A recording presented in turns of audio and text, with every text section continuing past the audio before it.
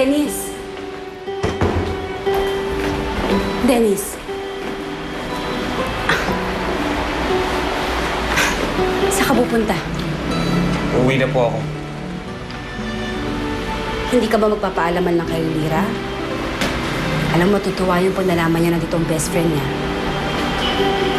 Hindi na kailangan. Nandiyan naman si Prince eh. Nagsiselos ka? Hindi. Wala naman mangyayari kung mag-selos ako eh. Wala naman magbabago eh. Saka, alam ko naman kung saan ko ilulugar ang sarili ko sa kanya. Di ba ang importante magkasama sila ng nanay niya? Masaya na ako doon. Pagpaalam niyo na lang po ako.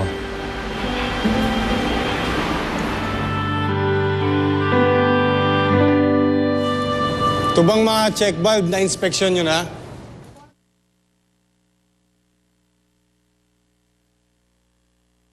Si Vic, nasaan si Vic?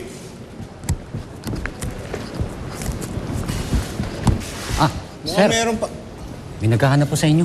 Ha? Kamag-anak niyo daw po. Ganun ba? Nandun po siya. Sige, pakisabihan mo lang sila para meron maluwag doon eh. Sige po, sir. Ikaw Ako na pang bahala. Vic, okay.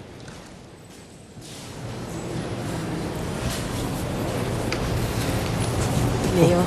Tita Shun, alam niyo kung napasyal kayo dito ang dahil kay Roxanne.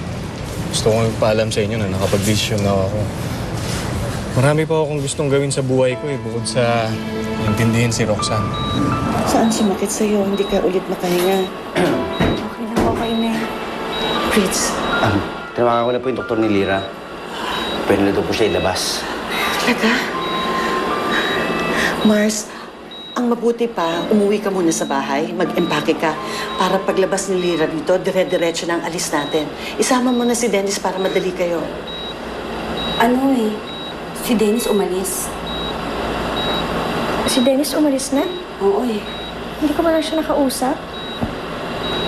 Siguro nagtatampo pa rin yun sa akin. Hindi man lang kami nag-usap bago tayo umalis. Hayaan mo, anak.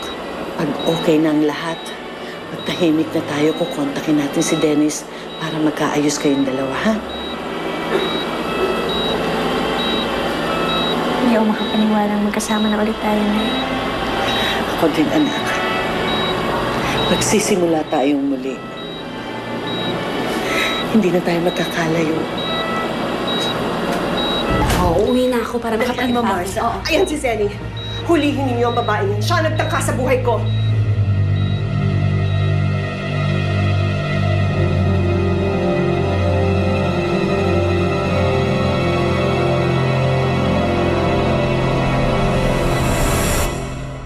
Pero paano ang responsibilidad mo sa anak mo?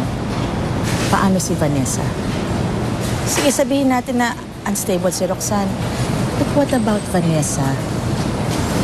She needs you, Leo. She needs a father. Kailangan niya ng mga magulang, lalo na't iniisip niya ampun lang siya.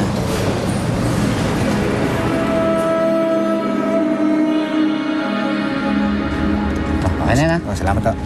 Kuya Vic, Ma'am. nakita niyo ba daddy ko? Wala po siya dito. Andun po siya sa building A.